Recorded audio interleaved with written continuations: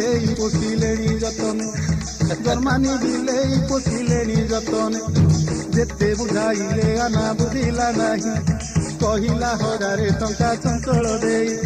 କାନ ମୁଣ୍ଡ ଆଉସି ଘରକୁ ପଳାଅ ଆଉ ବେଶୀ ଚଲାକି ଦେଖ ନରେ ପୁଅ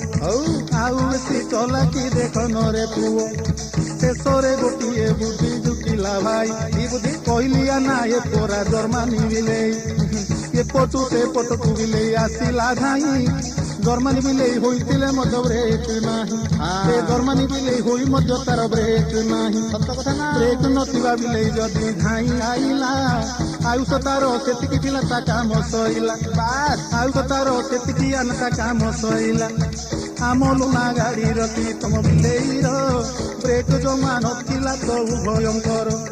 ତେଣୁ ଏ ଦୋଷ କାହାର ନୁହଁ ଆନା କାହିଁକି ଆମେ